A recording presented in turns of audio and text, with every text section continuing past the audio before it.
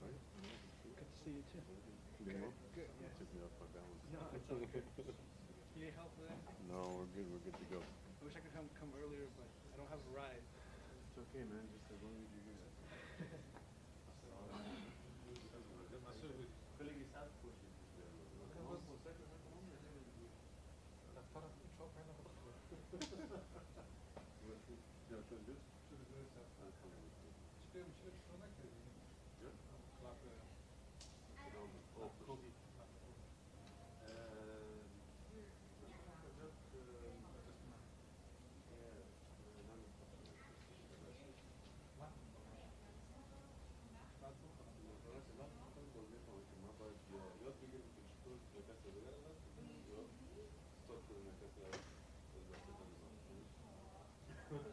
One or the other.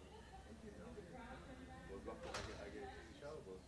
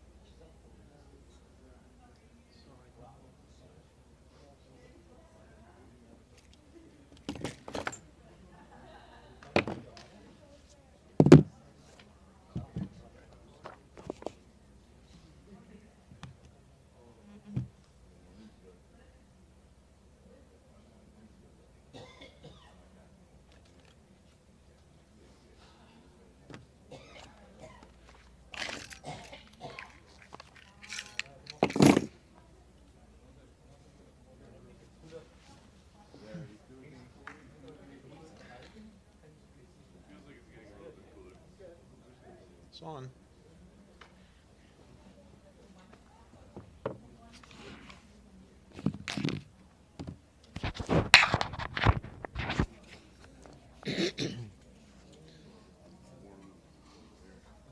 Remember we used to have the nice little pray thing? Where did it go? I don't know. The Frey thing, It broke. Okay, let me just turn this thing off. your off-air comments. I think that site's controlled by that. The brown wire with the white spot. Well, I switched to up with the white one. We'll see.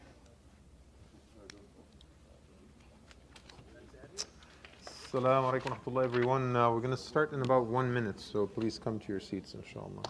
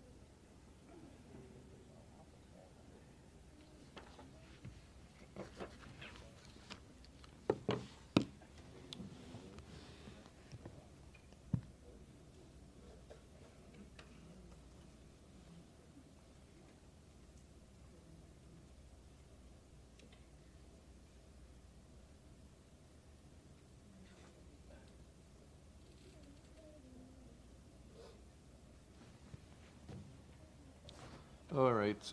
أعوذ بالله من الشيطان الرجيم. بسم الله الرحمن الرحيم. الحمد لله رب العالمين والصلاة والسلام على محمد وعلى آله وصحبه أجمعين. I begin in the name of Almighty Allah. I invoke His peace and blessings upon our beloved Prophet Muhammad sallallahu alaihi wasallam. I ask Allah to extend His blessings to the Prophet's family, his companions, and their followers, and I ask Allah subhanahu wa ta'ala to include us and our loved ones among them. Ameen. Brothers and sisters, Jazakumullah khair. This is the Tafseerah program. And tonight, inshallah, is our 18th session covering Surat al-Baqarah. We probably have still quite a bit to cover. And I was just thinking about this yesterday. 18 sessions. I think on average our sessions are about an hour and a half. When I did the math, that's 27 hours in the shade of what is probably about 2/3 of Surat al-Baqarah thus far. And I wonder sometimes, people, write books and commentary on, forms of art, let's say. People, TV shows, sometimes they go like maybe 10 episodes just offering some critique of a movie, for instance, which I have no problem with those things, but Allah subhanahu wa ta'ala blessed us to be together 27 hours so far, just studying one of the most foundational surahs of the Quran. I would not have it any other way. And we are blessed that Allah subhanahu wa ta'ala, while people, on Friday nights do God knows what out there in the world without judgment, we're here in Allah's house, trying to stay within the shade of Allah's great book, trying to understand what we're really here for and what our purpose is, and try to push back against evil in the world and just maintain some good, some meaning, something that is still clean and still beautiful and is still meaningful. So it has been an absolute privilege for me to be spending, all those long Friday evenings with you guys, and we end up praying together and eating together and enjoying each other's company. What a privilege from Allah subhanahu wa ta'ala we've all been granted. Back to Surah Al-Baqarah, again, as I've mentioned before, this is one of the most foundational surahs of the Quran. This is the surah that was revealed at the very, very cusp of the Madani period, setting the stage for the entire 10 years of that period. This is the surah that in the collection of the Quran itself sits at the very beginning, setting the tone for the entire book. This is the surah in which Allah subhanahu wa ta'ala details the mission of man on this earth. Inni ja'ilun fil ardi khalifa. He said to Adam alayhi salam, said to the angels that he was planning or would appoint a trustee on earth. And by definition, being a trustee of Allah subhanahu wa ta'ala on this earth requires us to, number one, ask ourselves what our mission is. What is that mission? Because soldiers don't come up with their own purpose. Soldiers execute a purpose that is given to them. And so if Allah subhanahu wa ta'ala has a mission for us, then the mandate of that mission comes from the Creator. But second is that we have to do what we need to do in order to make sure that we actually execute the mission of Allah subhanahu wa ta'ala that He has given us. And what is that mission? As I said before, repeatedly causing this earth to thrive. Imaratul ard. To dwell this earth with Allah in mind, to make sure that the earth is paved for the purposes of the Creator, not for the purposes of man. In summary, to build a God-centric civilization. And that is essentially was the purpose of Islam from the very, very beginning. And over the course of the last few months, we've explored all the experiments of building a God-centric civilization. We've looked at the Adamic experiment, Adam alayhi salam. We've looked at Ibrahim alayhi salam as examples of a successful experiment. But we also looked at the Hebrews as an example of an experiment that struggled. So Allah subhanahu wa ta'ala wants to show us both. This is what people have done in nations before you, so that you learn your lessons and avoid their mistakes. We also said that there are prerequisites for cultivating this earth for Allah subhanahu wa ta'ala. And one of those prerequisites is, number one, for us to understand that we belong to an ancient spiritual depth. We are a continuation of an ancient spiritual tradition. The Prophet ﷺ did not invent his teachings. They are the continuation of the Abrahamic tradition. Jews and Christians before us and all the great prophets before them preached the same exact thing.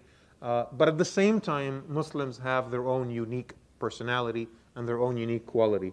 We are not disconnected from other traditions, but we are not subsumed under them either.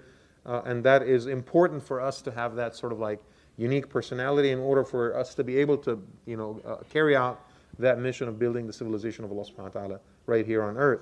Part of, the cultivation, and then, one of the other prerequisites that we've talked about is the cultivation of khair, the spread of good in this world. And that takes different forms. We talked about the obedience of Allah subhanahu wa ta'ala as a part and parcel of spreading that khair or that good, and we've talked last time of the context of fasting. When you meet the obligations of Allah subhanahu wa ta'ala, then you start with yourself. That's the very first step into the cultivation of that khair or that good on earth. And part of that, as I said before, is to kind of keep our eyes fixated on the prize, is to not be distracted by the details. Pay attention to the details, but not get lost in the details. As I've said repeatedly, Don't lose sight of the forest for the trees. You keep focusing on the trees and you forget the forest. Again, we've talked about that repeatedly before. I think Maghrib is like 7:17, 7:20, something like that. Inshallah, we'll pray at 7:30. But I figured, we spend a little time, giving the intro before we start the session. So don't lose sight of the forest. Don't get lost in the trees and forget about the forest. As we said before. And there was one ayah that still served that particular context that I didn't get a chance to cover last time, and I need to cover tonight, inshallah. We didn't have enough time in our last session, and that is ayah 189. وَيَسْأَلُونَكَ عَنِ الْأَهِلَّةِ قُلْ هِيَ مَوَاقِيتُ لِلنَّاسِ وَالْحَجِّ. So ayah 189 is really important because it is a continuation of that same discussion. Right? Allah subhanahu wa ta'ala tells you, I've given you commands, and I want you to execute those commands to the best of your ability, right? Remember, what is the command that He gave the Hebrews? And that is actually the story after which the surah was named, right? He commanded the Hebrews to do what? To slaughter a cow, right? He said slaughter a cow. Allah subhanahu wa ta'ala was silent on the details. He did not specify the color, He did not specify the age, did not specify the gender, right? Allah subhanahu wa ta'ala said slaughter a cow. Take a piece of that cow and strike the dead person. The dead person will come back to life and will actually tell us who took his life unjustly, who murdered him. Okay? So instead of just following the commands of Allah subhanahu wa ta'ala, the Hebrews made things more difficult on themselves by delving into unnecessary details, right? So Allah subhanahu wa ta'ala again teaches us in this ayah the same exact thing. Don't make the same mistake that they've made. You cannot build a civilization if you ignore the bigger picture and focus on the small details that they're not going to get you anywhere. And this is not an invitation to ignore the details either, right? Understand the details, follow the details to the best of your ability, but don't get consumed in the details that you actually forget the main purpose. Wait a second, what are we talking about here? Why did we come here? Why are we supposed to slaughter the cow in the first place? And people forget, what the point was. So ayah 189, يَسْأَلُونَكَ عَنِ الْأَهِلَّةِ, they ask you about the crescent moon. Tell them that the crescent moon is a methodology that is used for the determination of the seasons of Hajj and the seasons of fasting and so on and so forth. قُلْ هِيَ مَوَاقِيتُ لِلنَّاسِ وَالْحَجِّ. It's almost like there's a reductionism that took place here. Allah subhanahu wa ta'ala took the crescent moon from the status of something that is so big and important into the status of a mere method. The crescent moon is a mere method to determine the beginning of the month. And so, in other words, if I were to ask you right now, let's, for example, examine the crescent moon of the month of Ramadan. Okay, so it's the 29th of Sha'ban, and we're trying to determine whether tomorrow is Ramadan or not, or whether we're going to have 30 days of Sha'ban and then Ramadan starts. The same applies to Eid, the same applies to Hajj, Dhul Hijjah, and so forth. If I were to ask you right now, which is the act of worship? Is the act of worship the looking at the moon and the moon sighting process? Or is the act of worship what's going to happen tomorrow, which is, in this case, fasting, for example? Which one is the act of worship? Or is it both? Or is it neither? Which one is it? Determining whether tomorrow is Ramadan or not, that is the ibadah. Okay? The method that is used is not an act of worship, that is just a method. قُلْ هِيَ مَوَاقِيتُ. This is just a determination of time. What Allah subhanahu wa ta'ala says in the Quran. What has unfortunately been happening is that people elevated the method into the level of ibadah. Now the method becomes just as important as the act of worship itself, right? And Allah subhanahu wa ta'ala specifically is saying, just don't get caught up in the details. Focus on Ramadan. Ramadan is going to start. You're going to fast. You're going to have iftar. You're going to enjoy each other's company. There's going to be a great season of ibadah and worship and so forth. What we've done, I think, is that we've ignored that reality and we focus more on the methodology itself, and we elevate the methodology almost to the same level of the act of worship itself. And alhamdulillah, that doesn't happen as much as it used to happen before, but I remember like 10 years ago, people used to have like huge fights in the masajid about moon sighting, and I saw the moon, I didn't see the moon, oh my God, Saudi Arabia sighted the moon, Guatemala sighted the moon, the moon was not seen in Alaska, and people just go crazy about this stuff. And then the whether or not one global sighting suffices for everyone, or do I have to have my own sighting? So even if sighting happened in another country. Do I need to follow that, or do I have to have my own sighting? And then the astronomical calculations methodology was introduced and so forth. All of these are not ibadat. These are just methodologies to determine with some degree of accuracy. Some are more accurate than others, but ultimately the act of worship itself is the observance of the Hijjah. The act of worship is the observance of Ramadan. The act of worship is that we come together for Eid. Okay? So I want you to pay attention. The theme still, the pattern still recurs in Surah Al-Baqarah. Right? Don't lose sight of the forest and focus so much on the tree. Detail is important, but don't get caught up too much in details that you forget the bigger picture. And now, again, I've seen this, time and time again, where it's literally 2 in the morning. And people still don't know whether there's fasting tomorrow or not. People don't know whether there's Eid tomorrow or not. Okay? And so, without actually sharing my own personal opinion about which moon sighting methodology is correct or which one is preferable, I'm not even going to do that. The point is, whichever method, just use it and get it out of the way so that you actually enjoy the ibadat, the acts of worship that will come immediately thereafter. Okay?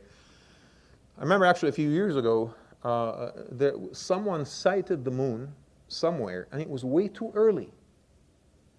And so everyone was confused, and then it was actually announced in some Muslim countries that the moon was sighted here and there, and then they started following that, and that was for Dhul Hijjah, by the way. I don't know if you guys remember. It wasn't Ramadan, it was for Dhul Hijjah. And then Saudi Arabia ended up, I think 4 or 5 days later, changed the time, because they realized that the sighting was wrong. The sighting was not based on correct criteria. Okay? And so what is it that they did? If you guys remember, I don't know if you remember, this was like about 7 to 10 years ago. What they ended up is that the person that sighted actually confused the waxing moon with the waning moon. If you want to know a little bit about that. So when the moon is just born and you're looking at it in the night sky, is the curvature of the moon looking to the left or looking to the right? Is it looking this way or looking that way? When it was just born, it's looking to the left. So the opening of the moon is actually to your left when you're looking at it in the night sky. That's called a waxing moon. Now at the very end of the moon, when the moon is about to disappear, the curvature of the moon is pointing to the right direction. And this is called the waning moon. So someone actually sighted the moon from the previous cycle. The moon that was disappearing from the previous cycle, which means that the new moon has at least like 2.5 days to be born. Right?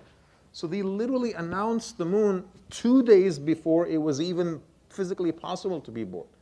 This is how sometimes this great confusion that happens, unfortunately, in our community. And so pay attention when you see the night sky. Oh my God, the moon was born. Make sure that the curvature is to the left and not to the right. Otherwise, it would be the waning moon. That's the end of the cycle that is about to finish, right? And so I needed to emphasize this, but there's also something important here that is happening. The ayah says, يَسْأَلُونَكَ عَنِ الْأَهِلَّةِ. They ask you about the moon and its cycles. They ask you about the crescent moon. If you are a nomad and all you do is basically move on a regular basis in search for pasture, you're always looking for greenery and water in order to feed and water your flock. Okay? You don't have time for abstract questions. You're focused on survival. I need to eat. I need to make sure that my sheep and goats eat. I need to make sure that my wife and kids are protected. I need to make sure that the basic necessities of life are available. When do we start asking abstract questions about the world? Is when we become a little bit urbanized. Okay?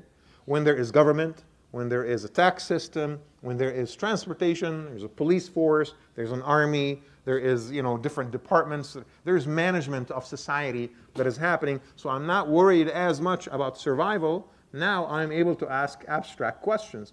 And this wasn't abstract questions. In the books of Tafseerah, the scholars actually say that the Muslims only started asking these questions. Oh, look at that, the different phases of the moon. That is so cool. Sometimes it's pointing to the right, sometimes it's pointing to the left. And how do we determine that the moon was born? And 29 days and 28 days and 30 days and stuff like that. All these interesting conversations can only happen when society feels secure. when there is an established urban centers, when people are now having the luxury to start asking questions beyond the basic necessities of life. So this question was actually a sign of growth, a sign of intellectual growth in Arab society, in Medini society. It's a sign of intellectual and spiritual growth. Now we're asking, much bigger and higher questions. But it is also a sign that that is a community that is concerned with the fulfillment of its mission. It's a community that is asking religious questions, a community that is not arguing, rather the community is trying to understand. Ya Rasulullah, tell us about the stages of the moon, tell us about the crescent, what are we looking at here? And the Prophet ﷺ, sets the record straight. This is just a methodology that we use in order to determine the beginning of the lunar month, and that's that. Okay, don't complicate things on yourself. Ibn Kathir, by the way, says that the question was mainly raised by the Jewish community in Medina. And they would go to their Arab neighbors, their Muslim neighbors, and ask them, so what is that thing about the lunar month? How do you guys determine the lunar month when, which stage of the moon? And how do you decide that the month was actually started and so forth? So they would go to the Prophet ﷺ and ask him questions. Ya Rasulullah, we heard people are asking us these questions and we don't know how to respond. Which also says something else about the intellectual maturity of a society, okay? In ancient times, societies usually followed the religion of the king. Whatever the leader said, whatever the leader decides, everything goes, right?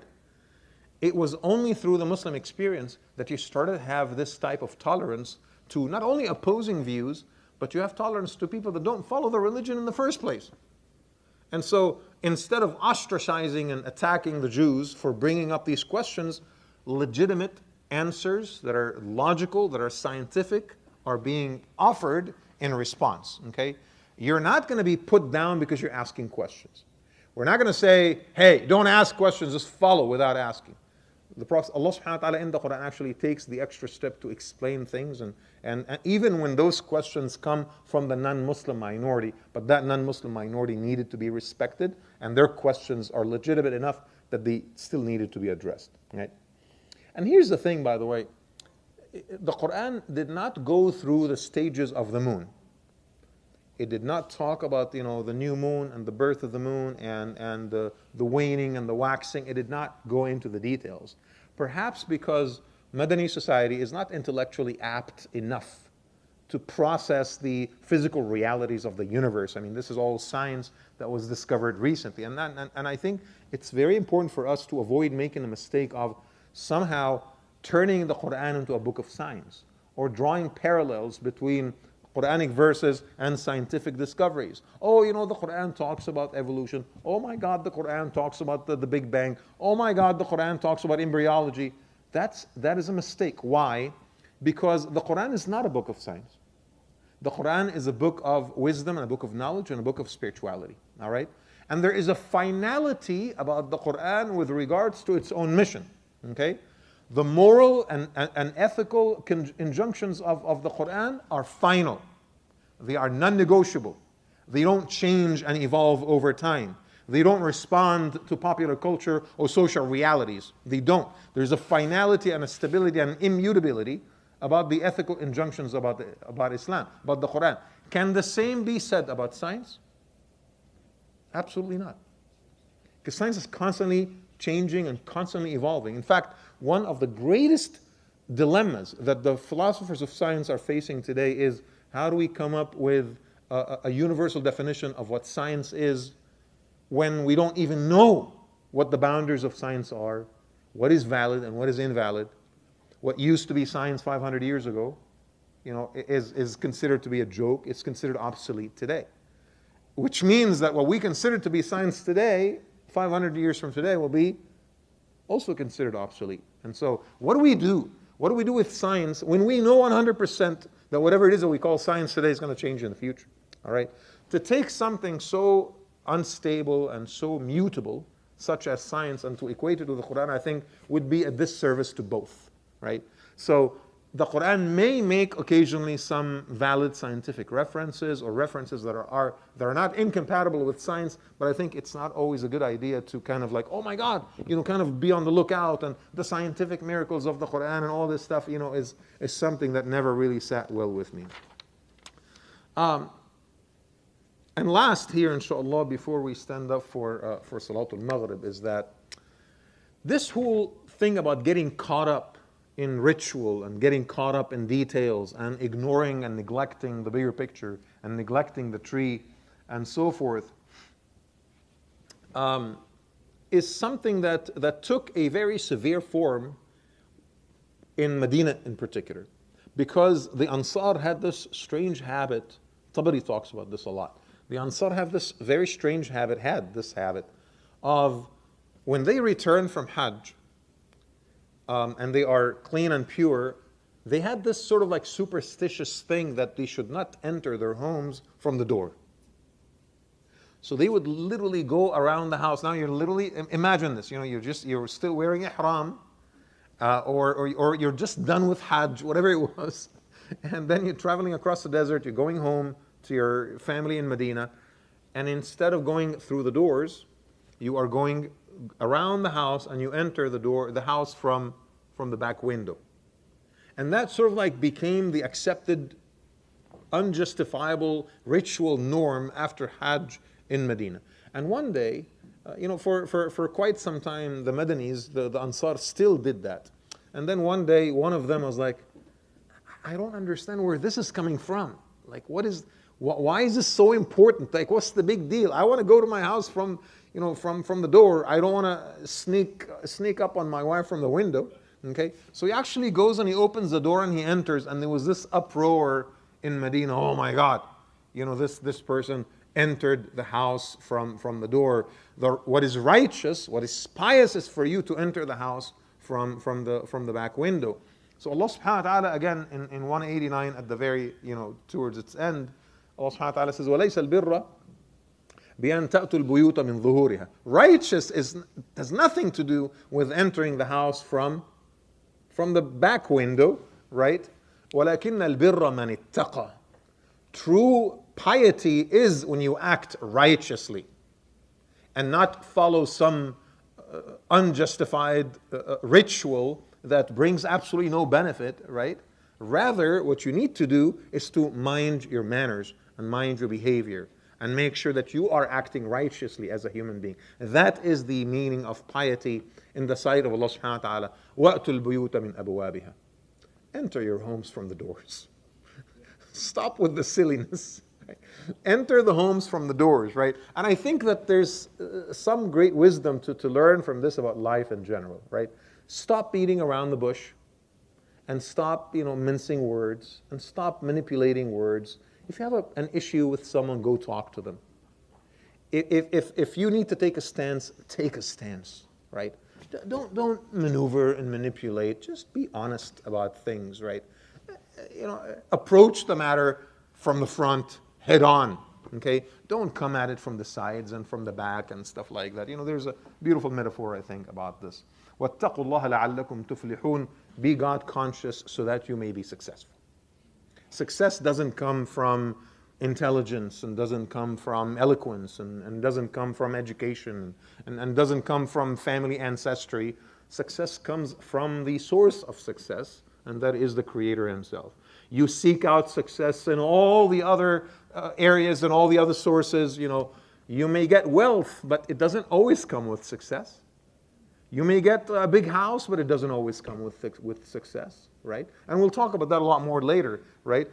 True success comes from Allah subhanahu wa ta'ala, because success in its spiritual sense means happiness and fulfillment in the life of the world, and happiness and fulfillment in the akhirah as well, inshallah ta'ala. So I'm going to pause here, and for those of you who are on the live broadcast, inshallah, I will mute the microphone, because you need to be doing your salah on your own. You cannot be following us. So inshallah, we'll pray behind the chairs, and we'll come back inshallah after Maghrib is over. Jazakallah khair. If someone wants to say adhan, that would be nice actually.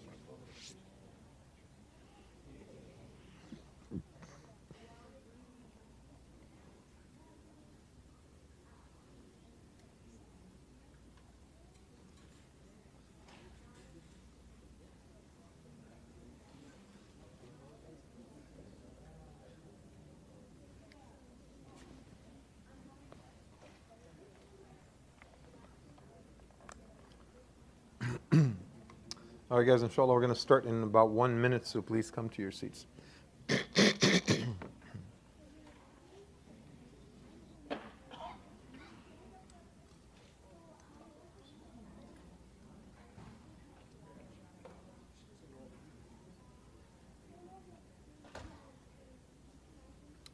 Bismillah, alhamdulillah, wa salatu wa salamu ala rasulillah wa ala alihi wa sahbihi wa man wala. So this next section is really important, and it's the section of Surat al-Baqarah that basically talks about a particular form of pushing back against evil. Remember, we said that one of the prerequisites of building a God-centric civilization and cultivating the earth for Allah subhanahu wa ta'ala and imaratul ard and all this good stuff, that is the theme of Surah Al-Baqarah. One of those prerequisites without which no good could ever happen or no good civilization could ever be built is the cultivation and the spreading of khair in the world, right? There has to be the cultivation of good in the world. Good needs to continue to be defined as such, and it cannot be confused with that which is evil. Kindness needs to continue to be a virtue. Making a sacrifice for the sake of others needs to be a virtue. Taking care of our children, raising them properly needs to be a virtue. The refraining from foul language needs to be a virtue. The refraining from injustice and taking something that is not yours has to continue to be a virtue. For some reason, or I shouldn't say for some reason, I think we know the reasons. In the modern era, I think what ended up happening is that in order to sever its ties with God, humanity decided to invent its own moral code. Morality for the longest time, historically was universal, was objective, and was derived from the Creator. But we want to remove these burdens. We decided basically that we need to sever ties with the Creator. But we all know that without a moral code, there'd be chaos in society. So we had to invent a moral code. And that moral code evolves over time. That moral code adjusts to political pressure. That moral code basically caves in to the power of corporations and ideologies and who has interest in what. And because that happened, the very definition of that which is good has changed. There are things that 50 years ago used to be considered evil, today are perfectly fine. In fact, there are things that used to be bad that are today perfectly celebrated. People are even encouraged to practice those things, right? And so one of the most necessary things, as a prerequisite of building or cultivating the earth for Allah subhanahu wa ta'ala and building a civilization that is truly centers around God Himself, is to ensure that khair is stable. Stable as a concept, stable as an abstract entity, but also stable in practice, right? And one of the things, again, I've said before, one of the methods of achieving that is by paying attention to the acts of worship. So, doing your salah on time, doing your fasting, giving in charity, hajj, and all of that. It's necessary so that you remain connected with the source. But that is just ritual. Okay? Without practice, without mu'amalat, without interactions with people, then we're just making hollow statements. And so it is important that in conjunction with the ibadat, right, the acts of worship, that we practice al-mu'amalat, the interpersonal interactions, okay, between us and each other. The definition of khair needs to, again, be maintained in theory, and it also needs to be maintained in practice. And one of the methods of achieving that, and this is what we're going to talk about tonight, inshallah ta'ala, is to push back against evil. You cannot spread khair if evil is a fire that is eating it every single day. Every time you build something beautiful, someone else is going to come burn it for you. And what's the point? Okay? So you can't really say, no, my job is not to fight evil. My job is to produce good. Great, but if you don't fight evil, the very good that you produce, what's going to happen to it, right? It's going to be extinguished, right? It's going to be taken away from you. So the next section is really important and quite controversial, because this is the section that talks about fighting and warfare and qital and jihad and stuff like that in the Quran. In fact, this is the very first mention of jihad in the Quran. It's the very first mention. Okay? And it makes sense because that is Surah Al-Baqarah at the very beginning of the Madani period. Now you have a state. Now you have a polity. Now you have something that is actually worth protecting. Prior to that, the Muslims in Mecca, 13 years are persecuted and they're scared, right? And so now is the time to start fending off evil and to start protecting the good that you already have. And here's the thing, and I need to make this point. Let me just take a sip of water here. This is my brother's mug, but I hope I'm allowed to use it. What's that? No, it's not Seamus. It's definitely not. The Arabs were not weak people. The Arabs in the days of Jahiliyyah were very ill-tempered people. Okay? They were always ready for a fight. They would fight for glory. They would fight for resources. They would fight for honor. They would fight because they didn't like your face. They would fight because you said a bad joke.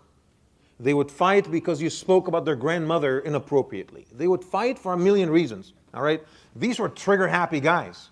Okay? And the Quran needed to restrict them. They wanted to fight from day one. They wanted to fight Abu Jahl. They wanted to fight Abu Sufyan. They wanted to fight the leaders of Quraysh. They were ready to spill blood. But Allah subhanahu wa ta'ala repeatedly told them in the Quran, Kuffu aydiyakum. Kuffu aydiyakum.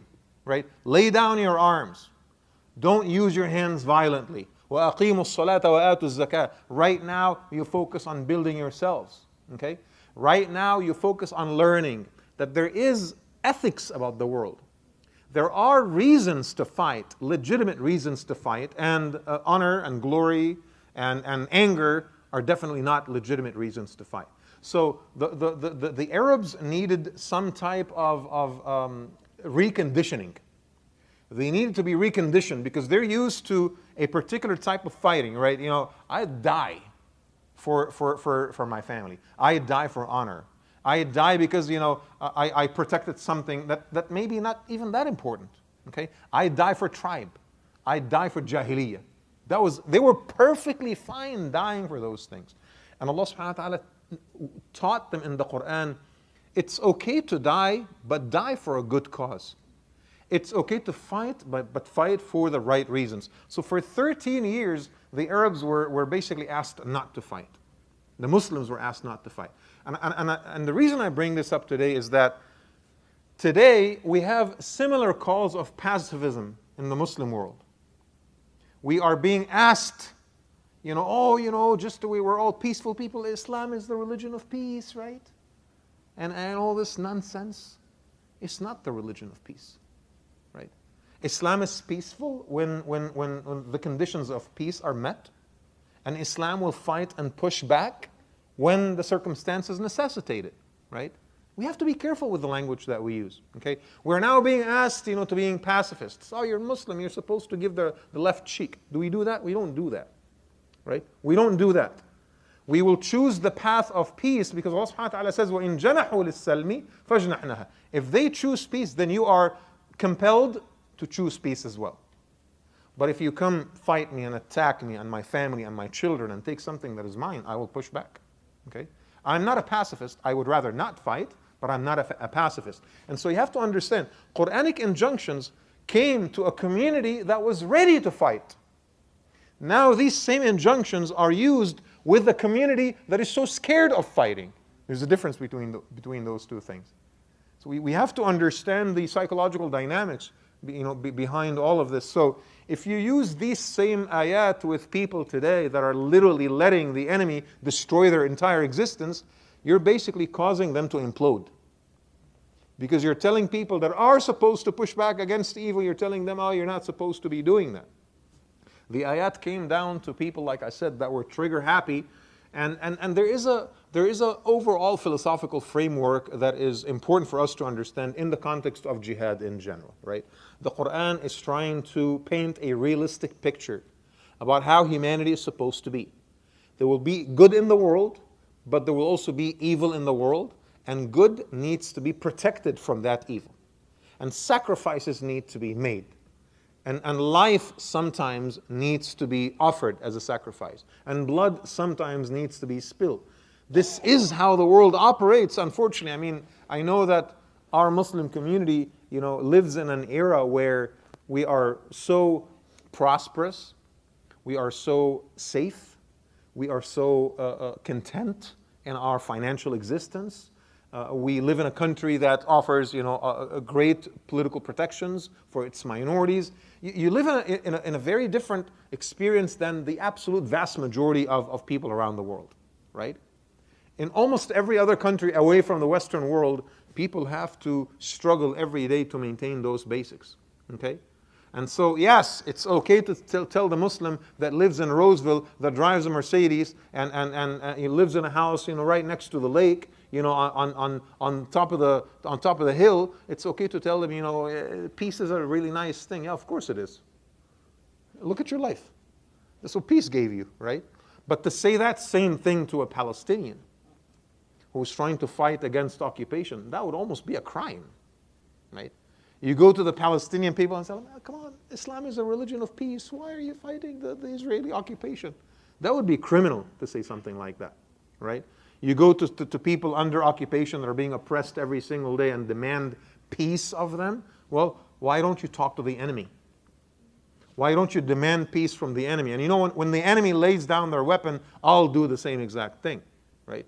It is important to have these conversations. So Surah Al-Baqarah, you have to understand the context. And the context is, you need to cultivate khair in the world so that you're able to build a God-centric civilization. But you can't do that if evil is just spreading unchecked. You have to find a way to push back against that evil, and unfortunately, violence is a necessary option, hopefully rarely, but it is a necessary option sometimes. If you live in a nice place and you've worked really hard to make your own wealth, are you not supposed to take some precautions to protect your wealth?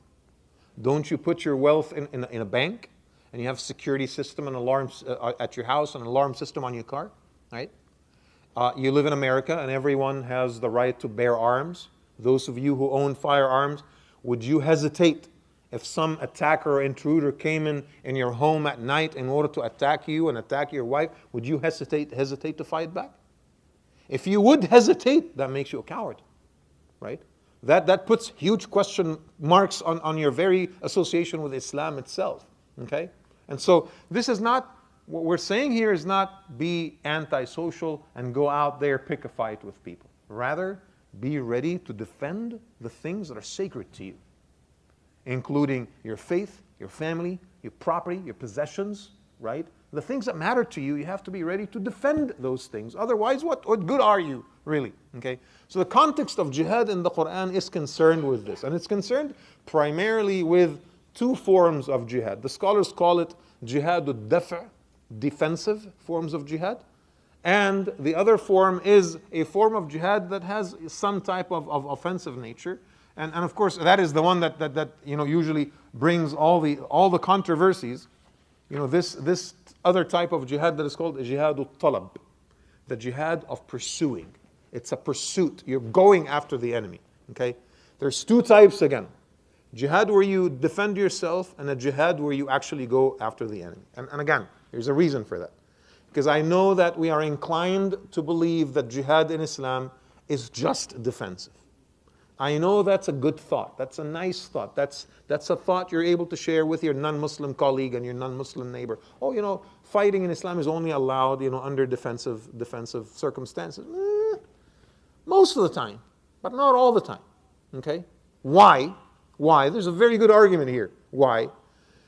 Defensive fighting is perfectly justifiable. I don't think I even need to talk about that. Right? Self-defense is always justifiable for individual, for families, for communities, for societies, for countries, whatever it is. But it is the other type, jihad al-talab, this offensive form of jihad. When is it justified? Okay?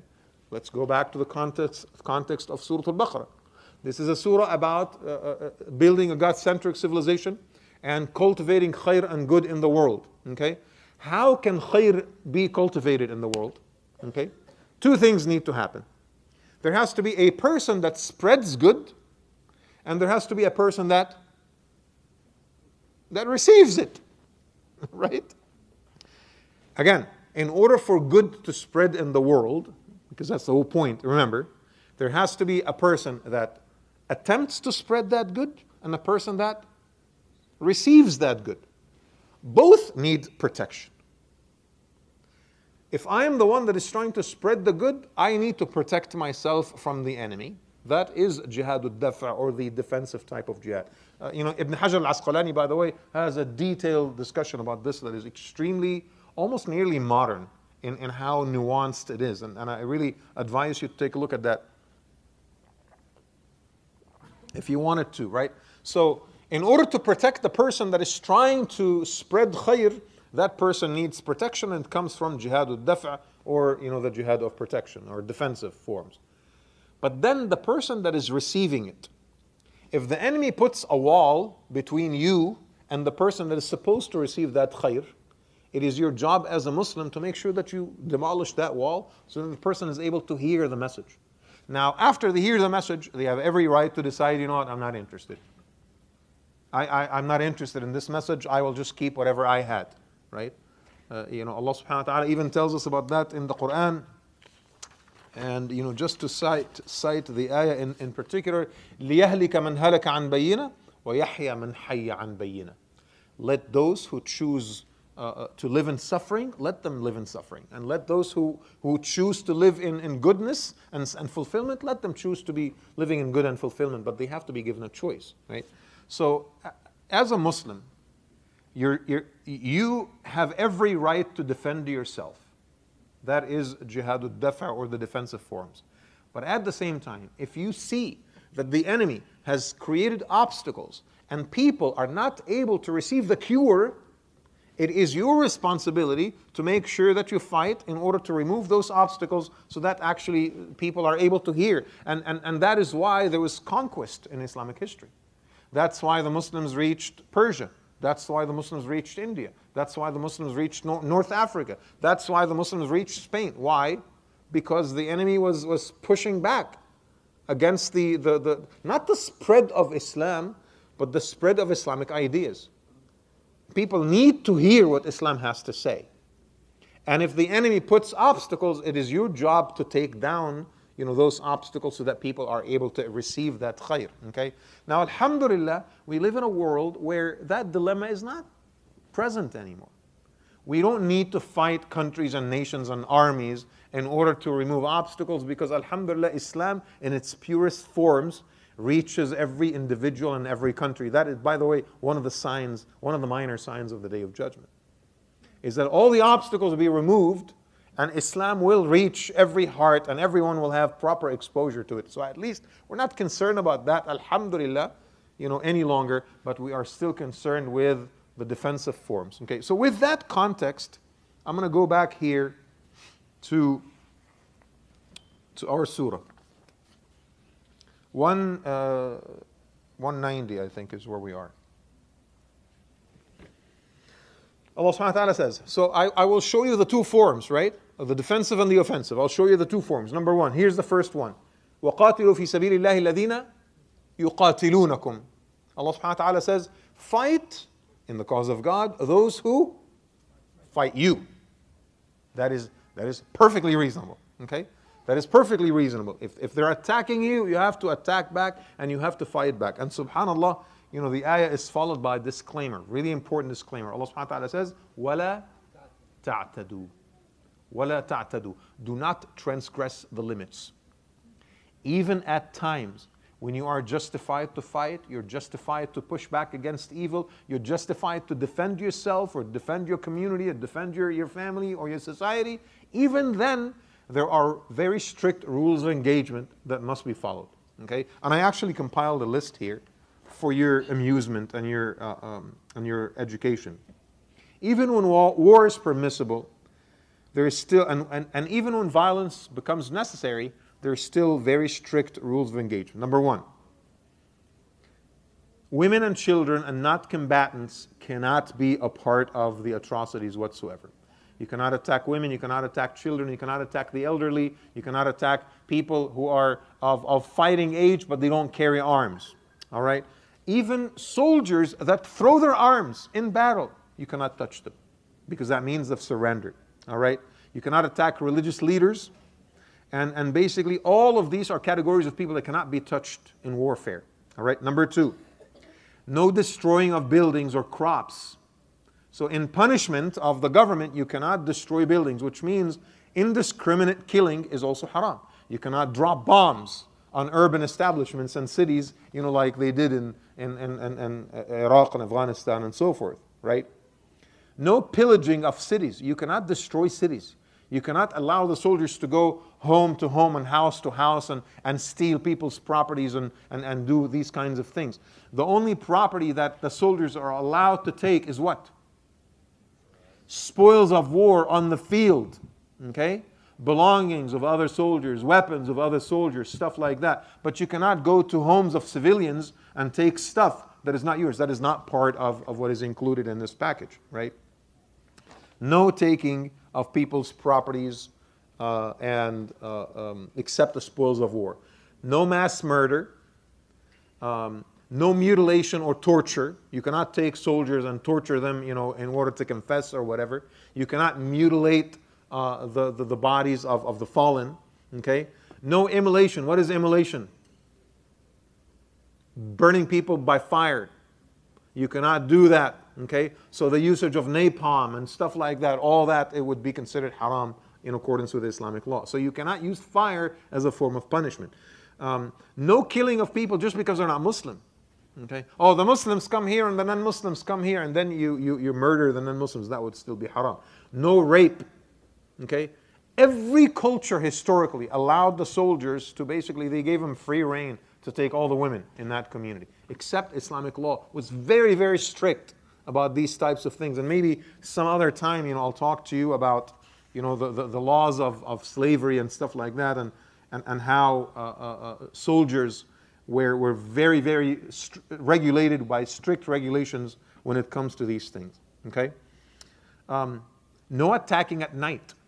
You cannot attack a city at night when people are asleep.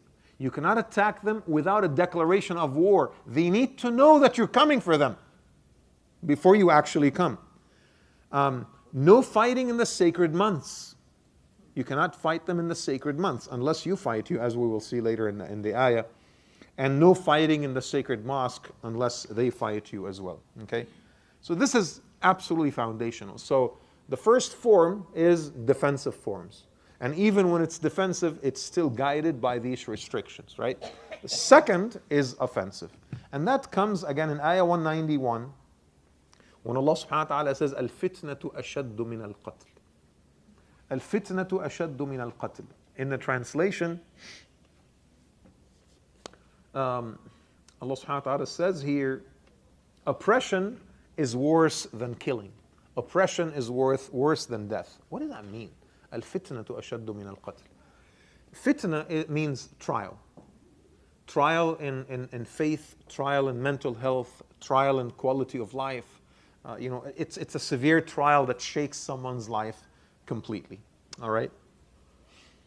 So that is essentially the meaning of fitna. And if a simple observation, I think, of the Western world and Western philosophy, there is so much emphasis on the sanctity of life and the value of life, right?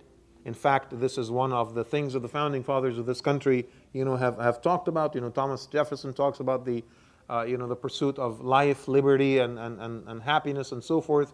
John Locke, life, liberty, and property. So life is at the very center. The preservation of life is at the very center of Western civilization. But it is also at the center of Sharia as well, right? Hifdhun nafs, the preservation of life, is one of the 5 purposes of Sharia. Okay, but what is life? Life is for you to just eat and breathe. Is that it? Sometimes there are people that are alive, but they are literally worse than dead. Okay? I want you to just pay a quick visit to downtown Sacramento and see how the homeless live. They're alive by the definition of the word, but is that really life at all? When you sleep on the streets, you have no access to health care. You have no access to shelter. You have no access to food. You literally live on the margin of existence, and everyone looks at you with disgust. You cannot find a job, you cannot be accepted, you cannot have a family life, you cannot have any friends, right? You are absolutely separated from everything, okay? And then what happens when that person dies? Absolutely nothing.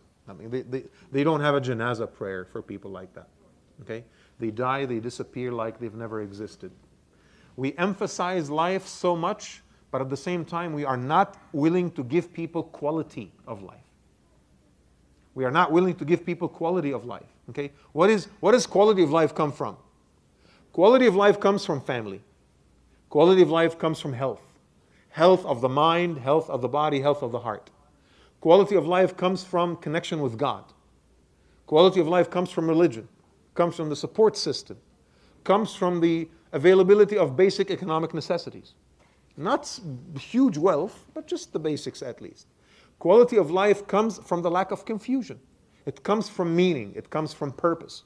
Quality of life comes when I feel like tomorrow is going to be better than today. When I don't have mental health issues. When I don't have depression. When I don't have anxiety. When I'm not questioning my own identity. When I don't question my own sex and my own gender. When I don't wake up in the morning and decide to change who I am at whim. When I go against biology. When I go against philosophy. When I go against logic and reason. Quality of life means serenity, means tranquility, means meaning and purpose. You strip that from a human being and leave them with a breathing heart, are they really alive? Fitna may leave you alive, but it destroys everything else. Right? Fitna that causes people to become atheist. Fitna that causes people to, become homosexual. Fitna that causes people to live foul, disgusting life. A fitna that causes people to have mental health issues. A fitna that makes people question everything and anything. A fitna that makes people hate God and religion and family and tradition and custom and every beautiful value that we've lived with. That is fitna. That is the absolute worst trial. Allah subhanahu wa ta'ala here is saying this type of oppression that strips every good meaning and value from the human being is worse than taking their life. Leave them. I will actually ask you a question. What would you rather have? To live 45 years of meaningful existence on this earth, having all these beautiful things, or to live 90 years without it? If you ask anyone, will tell you, I would rather live a shorter life with meaning, a shorter life with value, a shorter life with quality, and I have all the things that I need in order to be a fulfilled human being, than give me 95 years and I'm just alive. All we do is just prolong people's lives. All right? I visit the hospitals a lot because there's always Muslim patients on life support and stuff like that. And sometimes, I see members of our community for like 3.5 months on life support. And I talk to the family. I was like, guys, your father is in a vegetated state. He's brain dead. The likelihood of him coming back is just almost nearly like someone getting struck by lightning. Okay? What is the point of artificially prolonging something like, well, life is important, we have to protect his life. What life? There's no life left here. There's no dignity left. Okay? I would rather die surrounded by my own kids at home and my wife and my family members and say La ilaha illallah, right, before I reach 50 than to live 15, 20 years of my life, unaware, right? On medications at a hospital somewhere. What is life? You, as a Muslim, you would rather live a slightly shorter life with meaning and dignity and purpose than live a very long life that has absolutely no meaning. Okay? Because, whatever it is, eventually you'll have to die and leave the world. Okay? And you have a choice to make here. So the ayah is not saying that qatl is preferable. The ayah is not saying that taking someone else's life is a good thing. The ayah is saying that life without dignity is not a good thing. Right? Al-fitnatu ashaddu min al-qatl. Oppression is worse than taking someone's life. Doesn't mean, let's go ahead and take their lives. Right? It means provide them with dignity. Provide them with purpose. Provide them with meaning so that their lives are actually meaningful. Okay? And part of that is by fighting against oppression. Part of that is the activism that you do in your own community.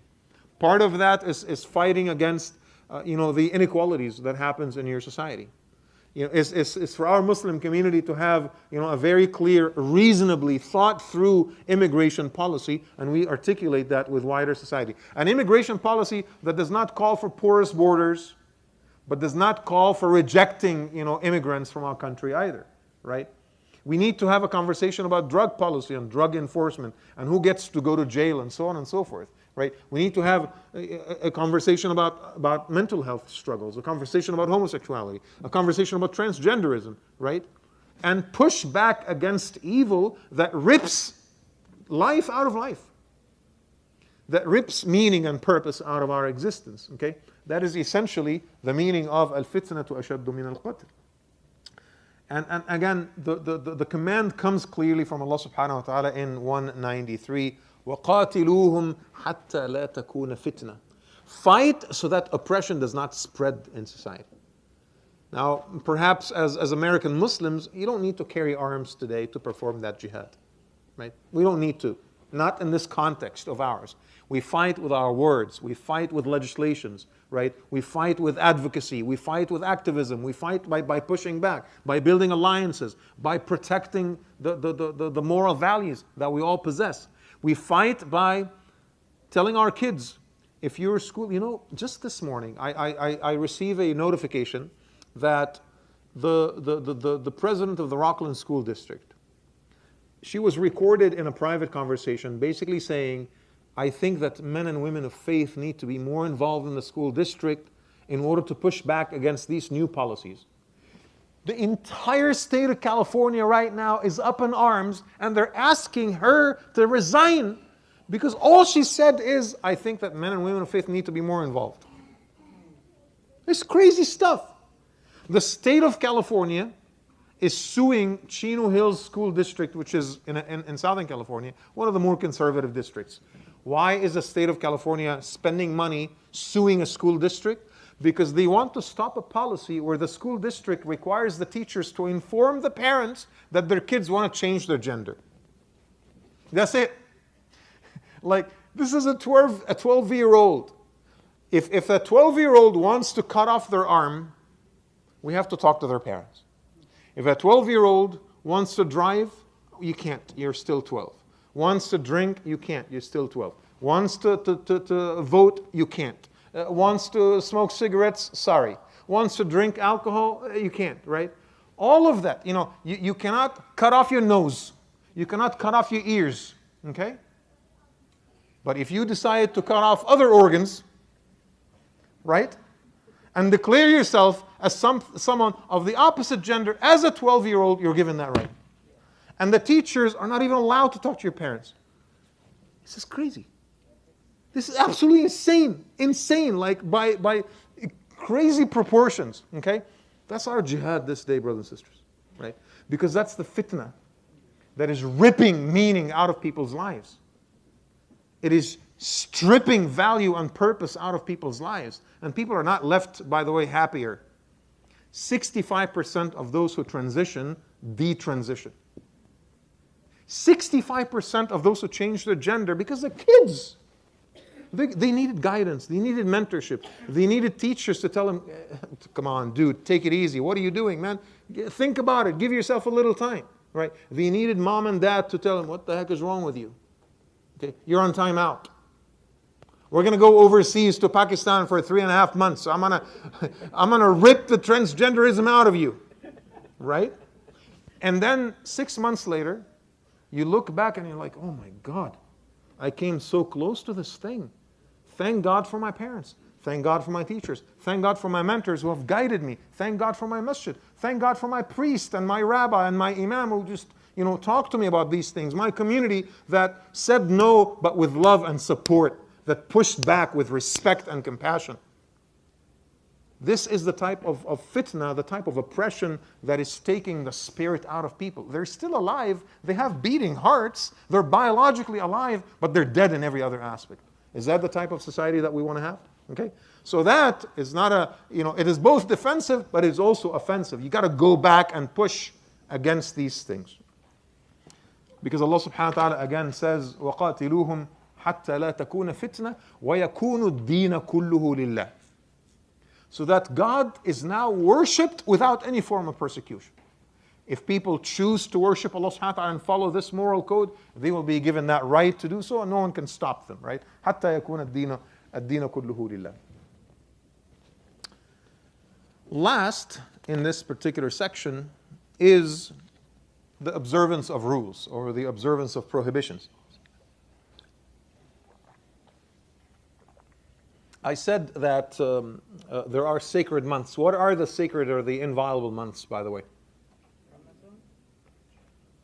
They start with Rajab, followed by, it's not Ramadan, it's not Sha'ban either, it's not Shawwal either. What's that? Yeah, so let's start from the beginning of the year, right? So you start with the month of Muharram, all right? You start with the month of Muharram, followed by Rajab, followed by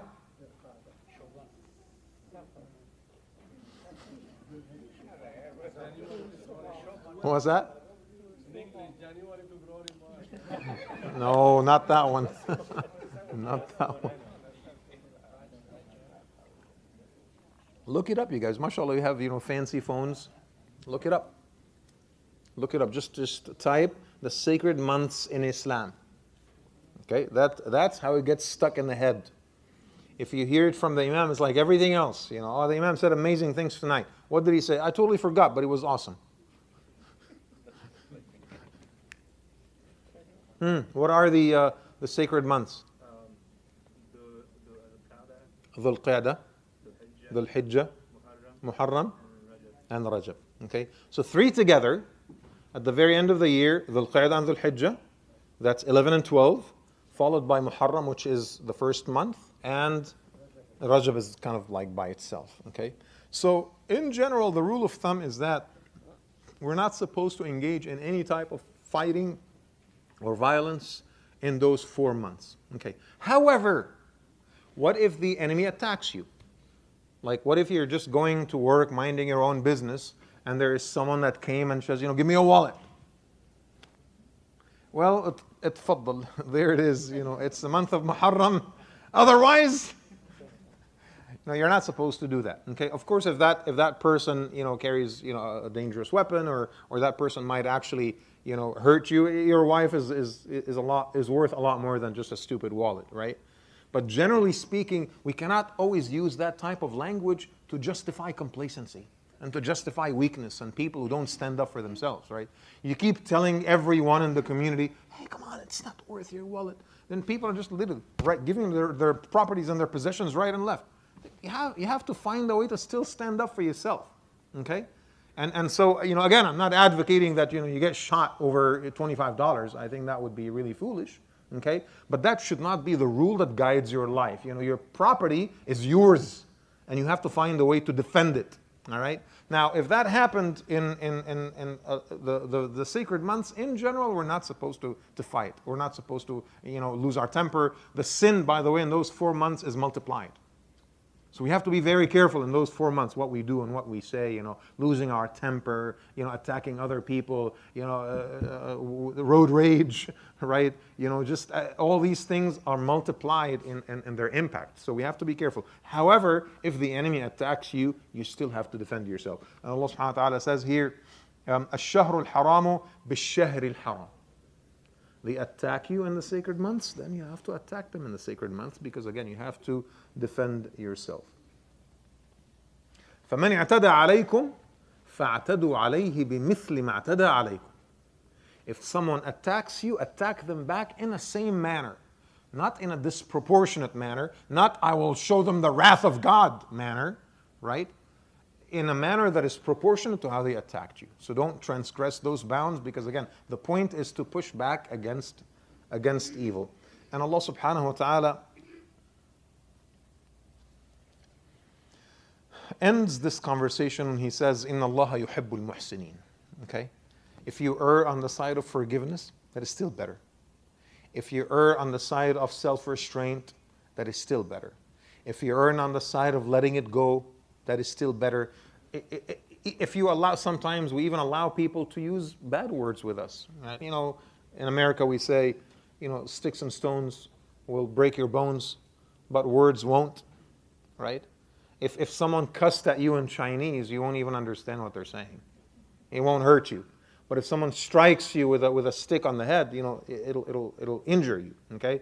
And so we should not worry as much about words. Sometimes we just let it go. You know, they attack us, they use the F word, whatever.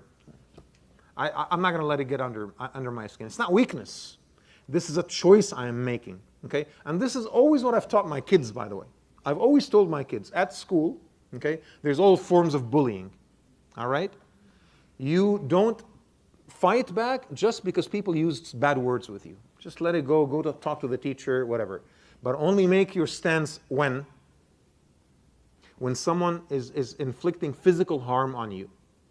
And you need to do it once at school, and all the other kids are going to know this person, you know, is not going to take heat and let it go. That person is going to fight back, so you better avoid this person. That's how you deal with bullies, all right? And so we can't always just be weak and complacent and letting people, you know, get the best of us and letting people hurt us and letting people trample all over us and we can't. And don't teach your kids these things either, right? You tell your kids, if the other kids at school, they're using bad words, you know, just forget about it. But if one of the kids hits you, you bleed them. If one of the kids hits you, you bleed them. And you only need to do it once. There needs to be a reputation about you at school. That's how we survived school, by the way. You know, that's how I survived school. Middle school and high school, I had to fight once. And I hurt this kid real bad, but I had to do it only once. And every other person, just from that point on, knows it. Don't mess with this guy. There's a legend about it, that even 5 years later, yeah, he hurt this kid so badly, you know, 7 years ago. Like, that's it. You've protected yourself forever, all right? So engaging in regular violence is not accepted either. That would almost nearly be haram. Okay, because that makes you a bully. But fighting back against bullying requires you to again, teach our children that you got to stand up for yourself. You're going to face so much bullying in life, right? If you don't deal with it at school, it'll catch up with you later on when you're at the workplace. It'll catch up. There's some people in our community that bully each other. It'll catch up with you unless you do something about it, right?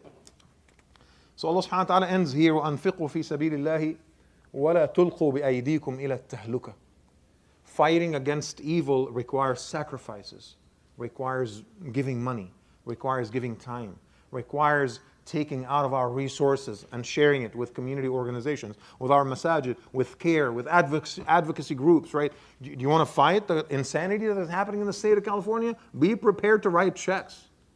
That's how it works. Without spending, you cannot fight evil, okay? And Allah subhanahu wa ta'ala says, وَأَنفِقُوا فِي سَبِيلِ اللَّهِ. Spend in the cause of God. وَلَا تُلْقُوا بِأَيْدِيكُمْ إِلَى التَّهْلُكَةِ. Because if you don't, it is almost that you're bringing destruction upon yourself. You're bringing destruction upon yourself. وَلَا تُلْقُوا بِأَيْدِيكُمْ إِلَى التَّهْلُكَةِ وَأَحْسِنُوا إِنَّ اللَّهَ يُحِبُّ الْمُحْسِنِينَ. And always err on the side of righteous and be among the doers of good. I ask Allah subhanahu wa ta'ala to make us among them. Allahumma ameen. I will stop here inshallah and I'll take some of your questions. Jazakallah khair. I think Aisha is at 8:45, or that's tomorrow. That's tomorrow. So 9 still? Okay, inshallah. I'll take some questions. Jazakallah khair.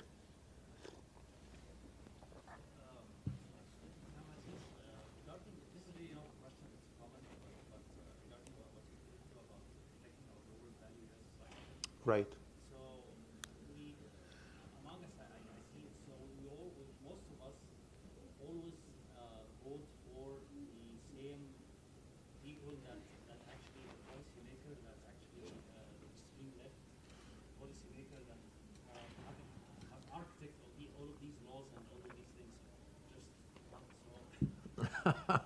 Just That's a great point. So Brother Ahmed is saying that, you know, as far as pushing back against the evolving situation here in California and other states, he's saying that the Muslim community has for the longest time basically voted, you know, more on the liberal side. We've always voted Democrat, and I think I shouldn't say we've always voted Democrat. You know, I think that we've started voting Democrat when? After 9/11, okay. remember, before 9/11, Muslims for the most part voted what? We voted Republican because we actually felt that we share a particular platform with Republicans. We felt that we share values with them, social conservatism, whatever it is. But after 9/11, I think it became a matter of survival for us because the Democrats were nicer to us. So we started voting Democrat, and we've ignored everything else that we disagree with them on. Okay, we disagree with them on moral values. We disagree with them on social values. We disagree with them on fiscal policy. We disagree with them on drug policy. We disagree with them on immigration policy. We disagree with them on almost nearly everything else. But there's just one thing that they were kind of a little bit more embracing, about us. But I think I hope that the last 20 years have shown us that the liberal ideology that basically started off with the notion that everything is accepted, right? This is how liberal ideology, by definition, this is what it says. Everything is tolerated, everything is accepted. But I think what liberal ideology has evolved or perhaps devolved into, in the last few years, is this self-serving ideology that rejects anything that is not liberal, right? So it is not about inclusiveness anymore. It's about the elimination of all the competitors. The only thing that is admissible is liberal views, right? And so I actually think now that conservatives are becoming more inclusive and more tolerant than many liberals in America. And this is such a crazy historic happening, right? It just keeps changing over time. In the post-emancipation era, the Democrats used to be conservative, and the Republicans used to be very liberal. And over the last century and a half, it kind of like switched. But it's not my job to tell you how to vote as a community. It's not my job to tell you who to vote for. It is my job to make sure that the challenges are clear to you. It is my job to help you understand what's at stake. It is my job to help you realize that there's conflict of values and you need to make up your mind. Okay, and in all honesty, I also have to say that scanning the landscape on the right is also just as frightening. Okay, a lot of conservatives are complete nut jobs. And they say crazy things, and they subscribe to conspiracy theories. And so Muslims are often struggling. We're intelligent, educated people. We're sophisticated people. We can't accept, crazy liberalism, but we're not able to accept this insanity on the right either. So we're really like in a bind, as a Muslim community. But I think Brother Ahmed's point here is valid, and that is we have to be very careful who we vote for, and we have to study the track record of those voters, of those legislators. And we have to focus more on policies. And we have to make sure that we focus on school districts. And we focus on the city council. The very small elections in your local community has more impact on politics in this country than the governor and the president and all of that. Yes? One of the things that you mentioned is, I remember one of the prior talks about, when you're looking to, for example, invest, and let's say you were going to buy a strip mall, you made an example, and if there was a bar there, you wouldn't invest in that strip mall because it was a source of haram, right?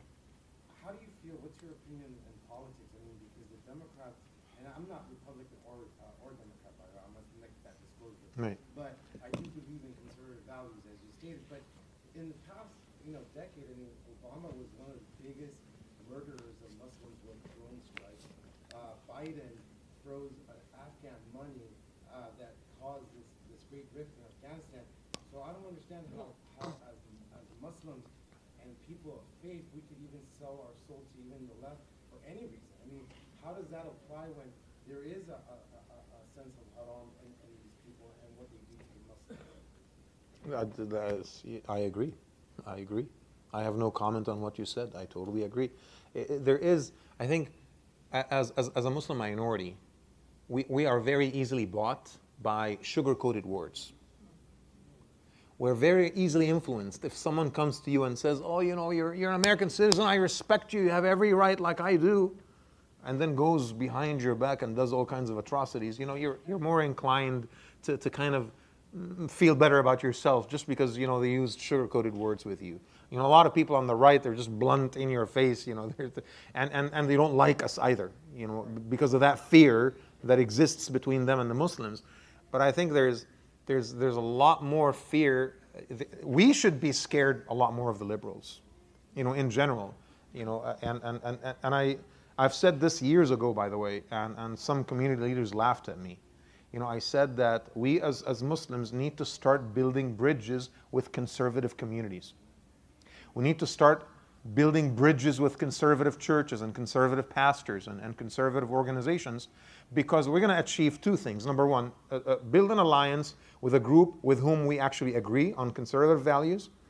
But most importantly, remove the fear that is born out of ignorance. And perhaps I think this will be a transforming moment, you know. Not only that, Mhm. right, Imam Aziz, in the sense that we're the only people that actually stand up against homosexuality and these rights. If we backed up our Christian brothers and sisters and said, hey, listen, you guys are on the right path. Don't be afraid of this stance on this moral debacle of society. I think you're absolutely right in the sense that we could be a leadership for these people who would let their guard down. Yeah. You know, I don't know if you guys know Dr. Ahmed, what's his last name? He's the president of the Southern California Shura Council, okay? He came to Sacramento last year in order to attend an event that was sponsored by a conservative assembly member from his district about the same stuff that we're talking about, transgenderism and things like that. All California Muslim leadership refused to attend the event, and they asked him not to be there. Not because they support, you know, the liberal policies, but because they're so allied with liberals that even appearing at a conservative sponsored event would burn ties with all of the, you know, the liberal crowd that they've been supportive of for 2 decades. So it's a huge dilemma that some of our Muslim leaders are facing, and I don't want to question anyone's intentions. I think they're all really trying to do the best for the community, but I feel like we really need to re-examine this whole thing from scratch and change strategy, because it's not working, and the fight is about to get super ugly. And unless you're okay with them coming for your kids, you're going to have to start standing up and using a different strategy, because this is not going to work. So. Yes. Like you mentioned that we have to have people get involved in areas that are really important, like the local school board and whatnot. We have, you know, one of our community members, and dear brother, Amir Khan, who's he's in the Thomas. He frequents the Thomas location, but he's running for a position that opened up in the Thomas school board. And his opposition was, you know, by default going to fall to this particular guy that didn't really want it. But once they realized that Amir was serious, now they brought 3 or 4 other people in that same party to run against him, and one of them they put an Indian person so that his complexion wouldn't be benefit. So at this point, you know, alhamdulillah, he has enough financial support in the campaign, but he just needs like numbers, like the quantity of people that show up on his roster. It's all about turnout. Yeah. Yeah. So it's not about the quantity that you donate, but it's the quantity of people that donate a small amount, so that when they have the poll sheet, it shows, hey, this guy has 1,000 people that are, you know, donated $5. Right. Right. And so, you know, the least that we can do is for those individuals that live in that, you know, even if you don't live in that district, if you donate $5 to this campaign, you will be helping a Muslim brother get into, you know, the beginnings of this political, you know, Right. and make an actual difference. And now they're Definitely. Yeah. Keep Brother Amir Khan in your prayers. He's a good brother, and again, like Yusuf said, he's running for the Natomas Unified School District, and he actually has a pretty good shot at winning. So you'll be amazed, by the way, how like relatively easy it is for you to win political office if you really just put your heart and mind into it. There's an overall dissatisfaction with government in America that is preventing a lot of people from getting involved. And so the door is paved for you as a Muslim community. You know, I will support anyone from our community, inshallah, that aspires to to have an impact by running for political office. Any other questions before we conclude? Yes. On Friday, we should put a box for him, like every Muslim who comes for the 3 chefs to put their $5. I told him a couple of times that he needs to come and address the community after Jumaa. So inshallah, I think he'll come. He'll do it in Natomas and definitely come here to introduce himself to the community. So inshallah, we'll work on that soon. Yes. On a different